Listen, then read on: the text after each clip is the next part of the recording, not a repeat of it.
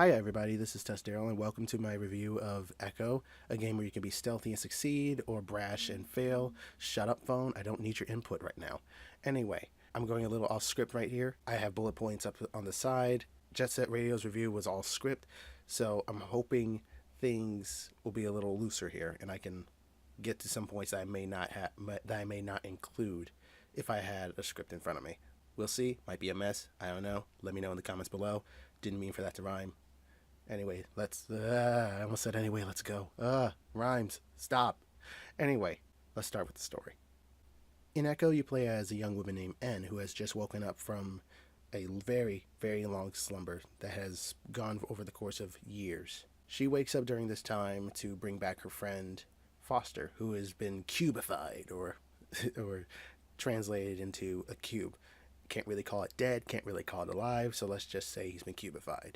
So N and her AI companion London head out into space, or further into space, to get to a place called the Palace, which is something they've only heard about in legend and from Foster himself way back in the day. In this palace, things aren't quite as, well, glamorous as they appear, especially when the clones of N herself show up and learn after every move she makes. From there, however, we're going to jump right into the game's appearance. So Echo does hold up really well in the graphical department. Environments, while feeling a little samey, they stand out in terms of presence. You enter one room, it's huge, it's wide, it's grand. Sometimes you'll enter another room and it's narrow and small. Either way around, the rooms feel almost ghostly, almost haunted. And it doesn't help that there are other yous running around, so it's almost equally as creepy. The game is shiny, if I had to put it that way. I don't want to be simplistic and say, oh, the game is shiny, you must like the shiny, because some games don't do lighting very well, but this game does lighting fantastically, making you feel, let's say, alone in a lot of ways. The light says that there are people here, the lights are on, you can come in, but there's really nothing but you at the end of the day. However, going back to my point about the rooms feeling samey, that kind of falls into line with the way that the rooms are designed. The rooms are designed in a way that's very, how can I put this? It feels like a graphical demo with enemies thrown around in it. Sometimes it makes sense, especially in the larger rooms where you have to collect the little blue orbs to get to the elevator to get out. But in some rooms where that isn't required, it just feels like you just threw an enemy in here for some odd reason. However, that's not always the case. Sometimes the enemy actually did follow you there because they're learning from you, which is an interesting gameplay thing I'm going to mention, but I can mention that later when we actually get to the gameplay segment.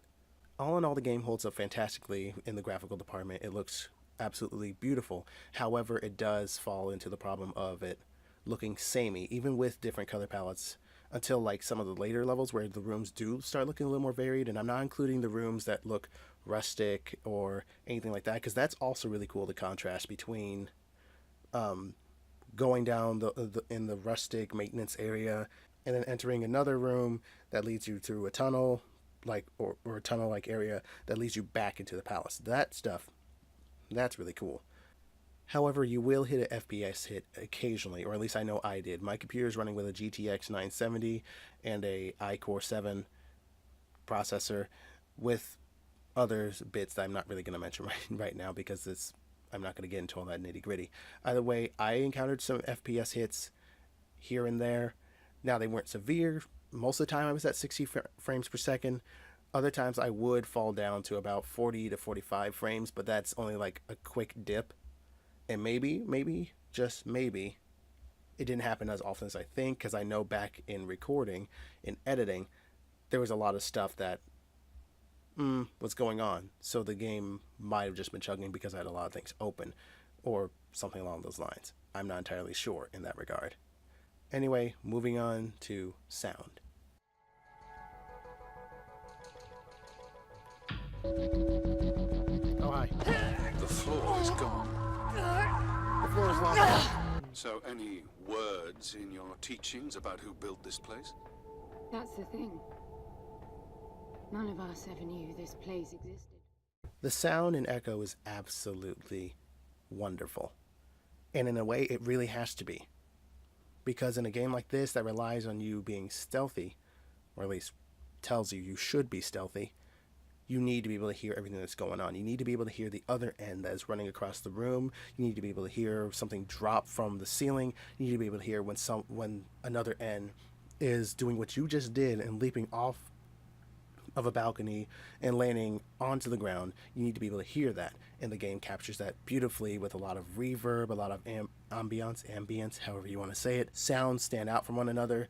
The music isn't exactly, and I'm mixing in music here, the music isn't exactly standout necessarily, because most of the time the game emphasizes the sounds that are made, because too much music honestly will distract you from things that are happening in the environment. Now, that doesn't mean there's no music at all. The music's actually, it's good for what it is, but the main focus here is obviously on the sound and how that is executed, and the sound separation is great. Moving on to gameplay. Okay, so let me tell you a quick story about how I encountered this game in the first place. Originally, I had gone onto Steam to look for, I think I was looking for the release date for The Evil Within 2 last year, but I wound up bumping into Echo on the front page, on the main page, the featured page, and I was like, holy crap, this game looks pretty. That's what attracted me first, but then I've been let down by pretty games before. I was like, what do you have to offer me? And then it mentioned, this game learns from you, and I'm thinking, a stealth game where people in the game, or in this case clones, learn from me. That sounds awesome. Now, it's not something I haven't played before, but at the same time, I haven't played a game that does it like this. Let's put it that way. I haven't played a game that does it like this. In Echo, whatever action you make is something that the clones can mimic. If I shoot my gun, I am going to regret it, because now they're going to learn. Every time you trigger or do something different, the whole play area shuts down, reboots.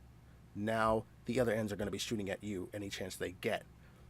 Now, what makes this really cool is that you can purposely send them off. Okay, I'm sprinting all the time. They're going to learn to sprint too at some point. Cool. That means now I have every right to run away without them learning how to. Or you could be stealthy for the portion. If you just plan on running past them, you can crouch. They'll eventually learn how to crouch. They'll be walking around. They'll be eating the random bowls. They'll be eating the random fruit in those bowls, to increase their stamina and whatnot. You could do that so you can sneak up on them and take them down. Or you could just have them sneaking around, crouch walking, and you'll be like, ha, now you know how to do that, and that only. You don't know how to run. So now you're going to run off. You, yourself, as the player, are going to run, because now they have to learn how to run themselves. Another cool bit is that when the game does its shutdown process, everything is freeform there. You can shoot, you can run, you can dodge, you can do whatever you want. They're not going to learn because they're currently rebooting, and they haven't learned what you're doing yet. Another cool bit is that, the game even, obviously it has to, but I would have liked to learn it myself. By the way, that doesn't hurt the score that I'm going to give it. There's a part in the game where the clones can't reach you because they don't know how to walk through water yet. Eventually, after walking in the water enough, they will learn how to walk through water, even run through water. So then what do? Just avoid water for the next 2 rooms, and then they'll forget how to walk through water again, because they'll reboot and it'll overwrite whatever they were thinking previously. So once you understand that gameplay loop, then you can game Echo the way you want to. You can make it either really hard on yourself or really easy. So as great as the gameplay is in Echo, what's the drawback here? The drawback honestly falls into repetition. I understand that that's going to happen in a game made by some of the devs of the Hitman games, because repetition is part of what makes those games really fun. You repeat these things so you learn how to master them. However, the combination of Echo's samey rooms and the repetitive gameplay, and just not enough to vary it up, it hurts the game. And by the time it does start, getting different and changing it up, you're already at the end of the game. Another thing that hurts the game in this regard is the very beginning of the game. I'm used to long intros. I'm fine with that. I'm used to long cutscenes. I'm fine with that. 30 minutes, fine. 30 minutes of me just walking around, learning about different things, lore, whatever, that's fine. But the first hour and a half, I feel, of the game, it could be a little less, it could be a little more. Either way, it's over an hour. You are spending that time just walking around that entire time. For a lot of people, that's going to be a turnoff. Heck, the slow pacing of the game in general is going to be a turnoff for a lot of people. If you're not very interested in the game's story, you just want the gameplay, you might be a little let down here.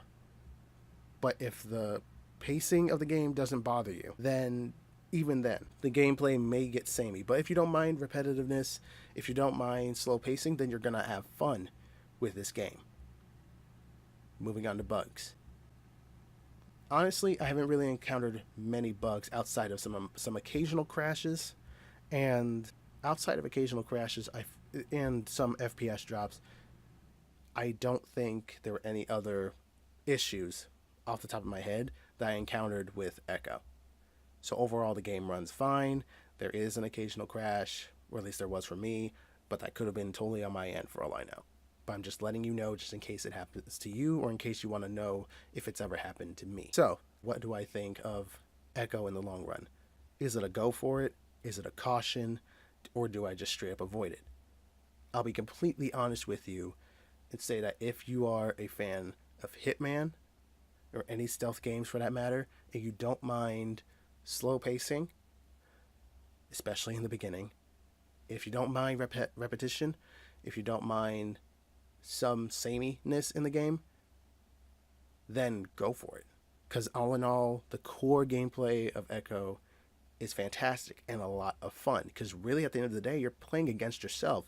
The game is only as hard as you're going to make it. However, a lot of people are going to get turned off by that first hour and a half. A lot of people are going to get turned off by the slow pacing. The voice acting, the story in general is very enticing, but they're not going to be able to get to that if they feel bored or if they're falling asleep with how slow the game moves. So on that note, for the grand majority who feel that way, I would have to give the game a caution. So if you want to get this game, get it on sale or something like that. In fact, the game only costs $25. $25.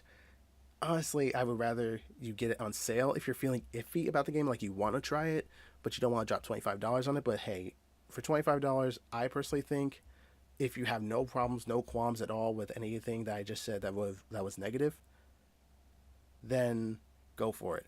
Otherwise, wait for a sale or just look into it a bit more before you pick it up. Anyway, thank you for checking out this review of Echo. I really appreciate you guys sticking through this video. I personally am very comfortable with going off scripts like this. It just leads to a lot of pauses, which is why occasionally you might have heard me overlap myself or cut out a point, because that was me thinking half of that time. Because the great thing about being on script is I have something to refer to, and if I'm reading directly off of it, if I'm used to it enough, I will ad-lib. That's fine. But trying to pull everything from my head in a very connected way that feels like a one-sided conversation, it's tricky, but I kind of like it. Anyway, I'll catch you guys later.